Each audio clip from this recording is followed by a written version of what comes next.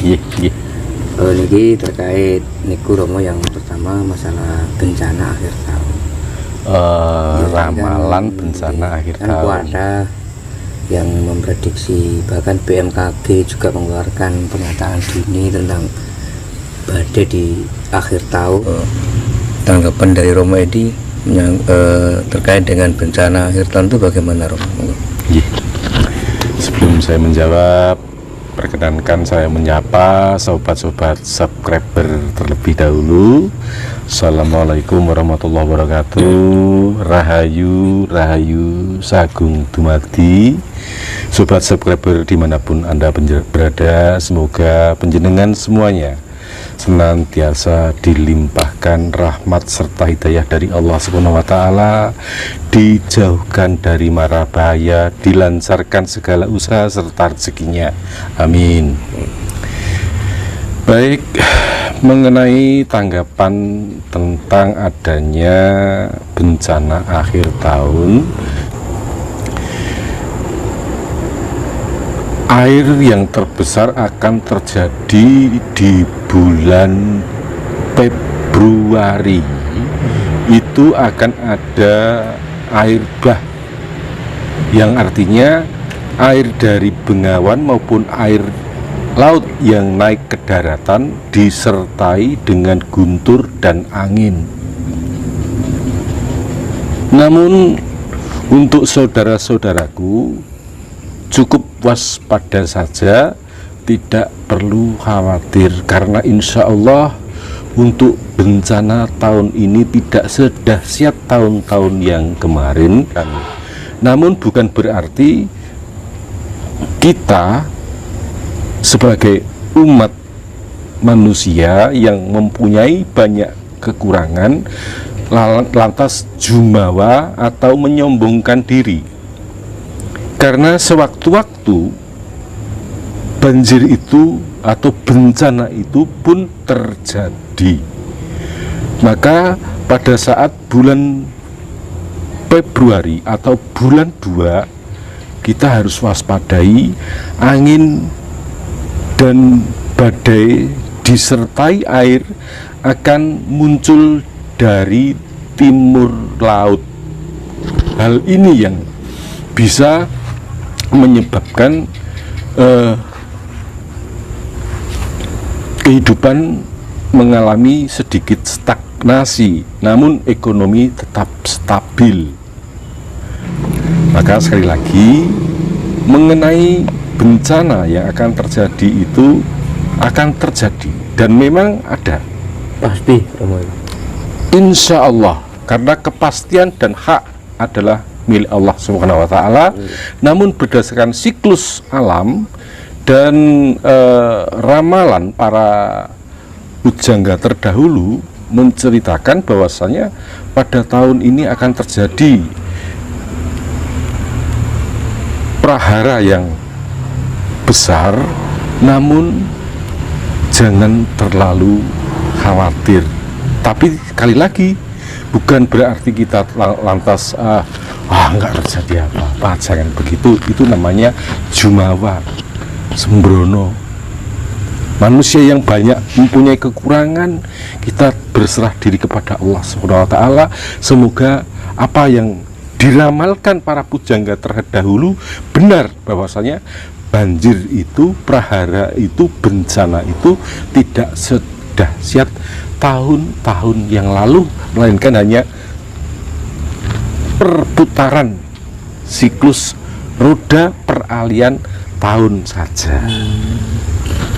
Kalau seperti pagebluk yang kemarin itu kira-kira masih ada nggak, Romo, untuk tahun-tahun selanjutnya? Bukankah pada pertemuan kita yang terdahulu masuknya, meledaknya pagebluk dan usainya itu ada di bulan 7 2021, jika kita masih ingat putaran terdahulu, kan? Dan ternyata pada bulan 7 benar-benar luar biasa. pagi sakit, malam meninggal, malam sakit, pagi meninggal, begitu seterusnya, dan akhirnya juga berhenti pada bulan 7 itu juga. Nah, sekarang kita tinggal menikmati bahwasanya insya Allah tidak ada lagi pagebluk yang namanya pagebluk yang mengerikan tersebut. Namun mengenai tentang virus itu tetap ada, karena virus itu adalah bikinan manusia, ulah manusia pula. Jadi ulah manusia yang menyebabkan pagebluk seperti itu. Ulah manusia yang akhirnya menjadi bencana global. Bukankah kita masih ingat tentang usaha manusia yang ingin mengambil hasil bumi, menambang hasil bumi, misalkan mengambil minyak, Lapindo misalnya? Pengeboran ini dilakukan manusia atau Allah? Manusia. Ulah manusia kan? Akhirnya menjadi bencana. Nah, ini. Mengapa demikian? Itu adalah hukum alam. Ketika alam diperkosa, maka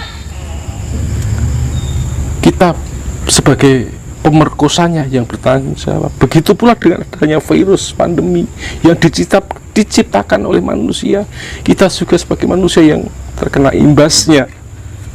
Berarti intinya itu semua karena ulah manusia sendiri nih Romo. Betul sekali.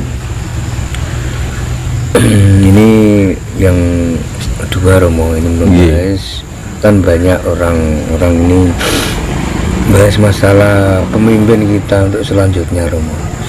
Ada yang mengatakan bahwa nanti itu akan timbul seorang pemimpin yang masih keturunan China, cuma umurnya cuma seumur jagung.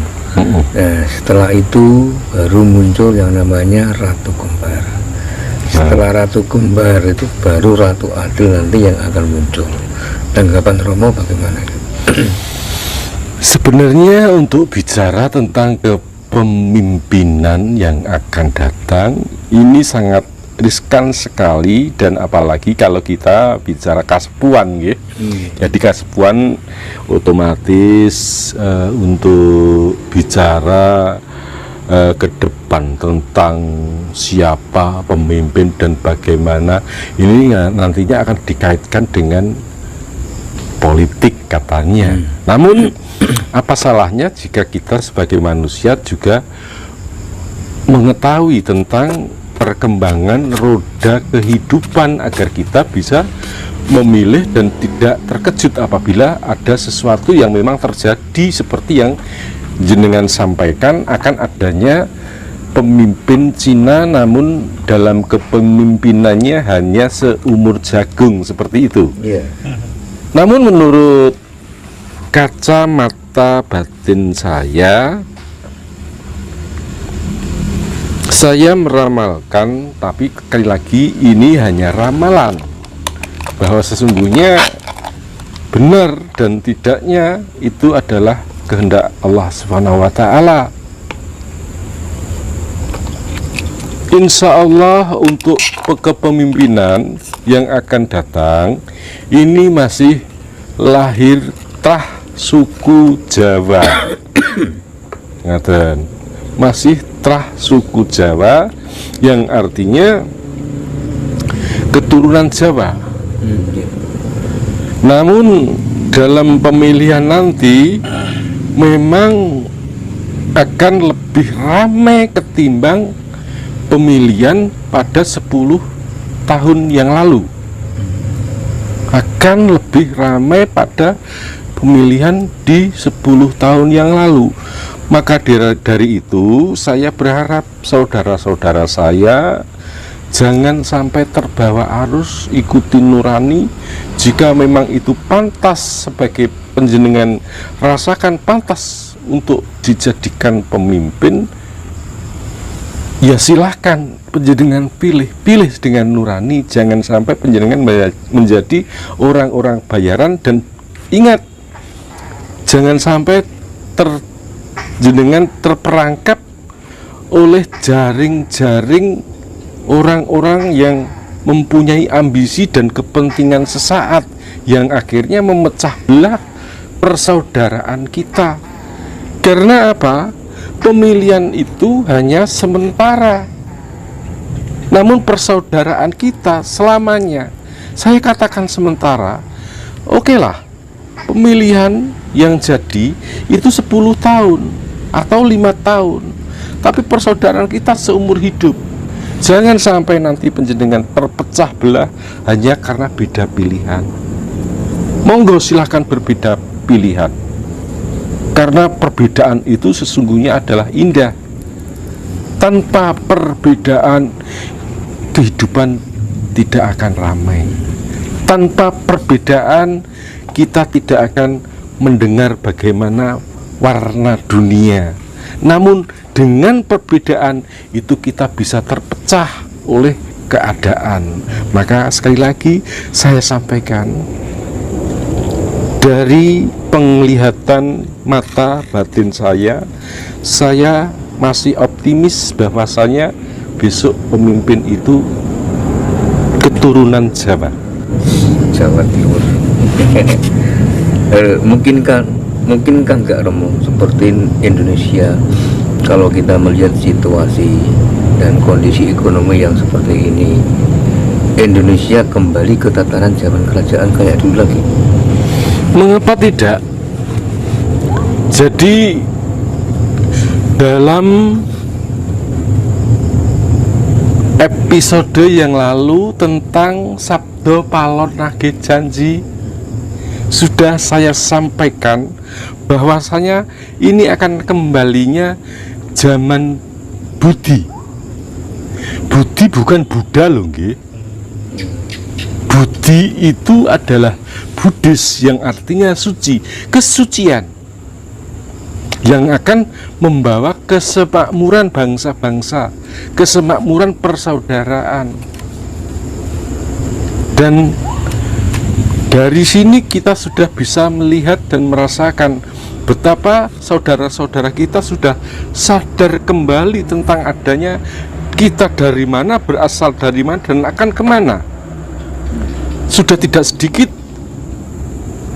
pengingi sepuh kaum penghayat yang sudah mulai bangkit untuk menata kembali Nusantara dan Katulistiwa berdasarkan keimanan masing-masing.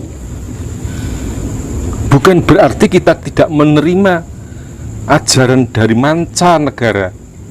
Kita menerima ajaran dari mancanegara sebagai sinergi, sebagai keseimbangan, bukan untuk dimungsuhi, tapi untuk menyempurnakan ajaran. Nah, inilah yang akhirnya membawa kecemerlangan bangsa serta budaya kita.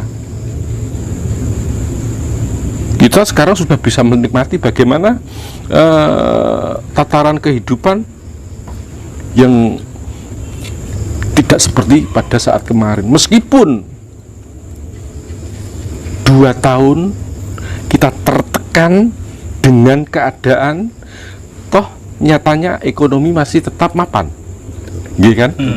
Tidak ada berita kelaparan, tidak ada berita seperti saudara kita yang di Ethiopia sampai terjadi busung lapar.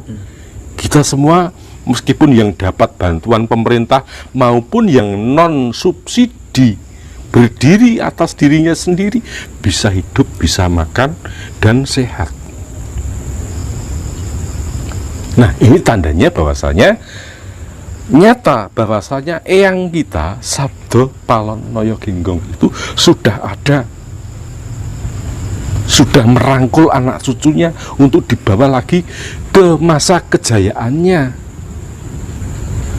Dan panjenengan pirsani, di mana sekarang setiap kali ada upacara tanam, upacara panenan, itu sudah tidak seperti dulu. Yang sekarang banyak mulai melaksanakan sujud syukurnya kepada Allahu Rabbi, Gusti kang murbingrat, kang nguasani jagat raya saisine.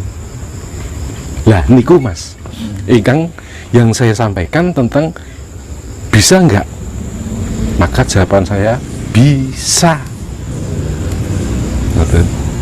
Karena sudah terbukti 2 tahun lho awake dhewe iki ditindes dengan alam, atau bukan, maaf saya counter nggih, bukan ditindas dengan alam, ditindas dengan keadaan nggih. Ditindas dengan keadaan. Ya memang ada campur tangan pemerintah yang membantu.